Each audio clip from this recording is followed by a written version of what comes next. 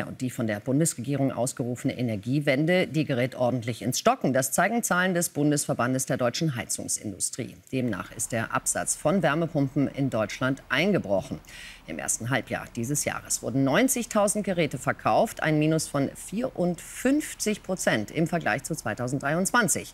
Der Verband rechnet bis Jahresende mit einem Absatz von maximal 200.000 Wärmepumpen. Die Bundesregierung aber will, dass jedes Jahr 500.000 Wärmepumpen installiert werden. Der Grund für den Einbruch: die Bürger seien unsicher, auch weil die kommunale Wärmeplanung vielerorts noch nicht feststehe. Das Thema wollen wir ein bisschen vertiefen. Daniel Wetzel ist bei mir, Weltwirtschaftsredakteur. Schönen guten Tag. Hallo.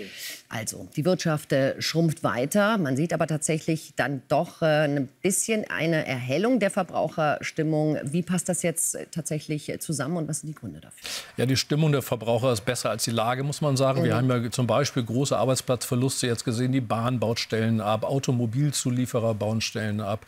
Die Nachfrage nach Elektroautos geht zurück. Es gibt viele besorgniserregende Tendenzen. Aber die Stimmung der Verbraucher ist gerade ganz gut, vermutlich wegen den guten Tarifabschlüssen, die wir doch gesehen haben noch. Vielleicht auch der Sommer-Olympiade und EM steigert wahrscheinlich auch die Konsumlaune. Jetzt müssen wir aber natürlich über die E-Auto-Bestellung, vor allem auch über die Wärmepumpenverkäufe sprechen, die ja nun drastisch eingebrochen sind. Ist die vielbeschworene Elektro-Wärmewende der Bundesregierung damit tatsächlich gescheitert? Es ist ein herber Rückschlag, so viel muss man sagen. Also es ist wahrscheinlich eine Spätfolge dieses Heizgesetzes von Robert Habeck aus dem letzten Jahr. Viele Leute sind sehr verunsichert. Eine Wärmepumpe ist sehr teuer, haben aber mitgenommen, die Politik will, dass ich sowas Teures jetzt kaufe und einbaue. Gleichzeitig hat die Politik ja einen Rückzieher gemacht nach diesem ganzen Chaos um das Heizgesetz und hat gesagt, jetzt sollen die Kommunen erst mal sagen, hier baue ich ein Fernwärmenetz und da mache ich eine Quartierslösung.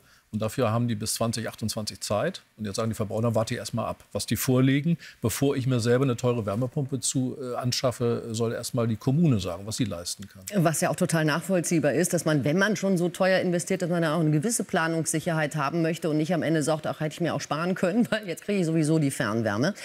Wieso hat sich Robert Habeck damals eigentlich so auf diese Wärmepumpen festgelegt? Es ist ja nicht die einzige Möglichkeit. Durchaus nicht. Die Wärmepumpe ist sogar eine hervorragende Technologie im Neubau. Wenn das Gerät richtig dimensioniert ist, wenn es richtig eingestellt ist, wenn es ein gedämmtes Haus ist, gibt es fast nichts Besseres als die Wärmepumpe. Aber der Neubau liegt am Boden. Das konnte man vielleicht vor 2 Jahren noch nicht so absehen, wie es heute leider der Fall ist. Deswegen sind die Verkäufe schon mal eingebrochen. Und natürlich sind die sehr teuer in der Anschaffung. Und es gibt eine neue Unsicherheit über die Entwicklung der Strompreise. Wärmepumpen werden mit Strom betrieben. Und früher hieß es immer, Strom wird billig, Energiewende macht den Strom billig. Heute ahnt man schon, das ist gar nicht der Fall. Die Strompreise sinken gar nicht so, wie versprochen war mit der Energiewende. Woran liegt das jetzt, dass sie nicht so sinken wie versprochen? Was sind die Preistreiber? Ja, das sind so die Folgekosten. Der Netzausbau, Speicher müssen gebaut werden. Das verschlingt ungeheure Summen, dreistellige Milliardensummen alleine für den Netzausbau. Das findet sich auf der Rechnung der Verbraucher wieder. Und Reservekraftwerke müssen gebaut werden. Enorme Investitionen sind nötig. Und das kostet alles Geld. Das hatte man früher nicht so gesehen. Da hat man nur gesagt, ja, die Sonne schickt keine Rechnung und das war's. Das war natürlich verkürzt. Ja, das ist ein bisschen sehr verkürzt. Daniel Wetzel, danke schön für diese Ausführungen. Gerne.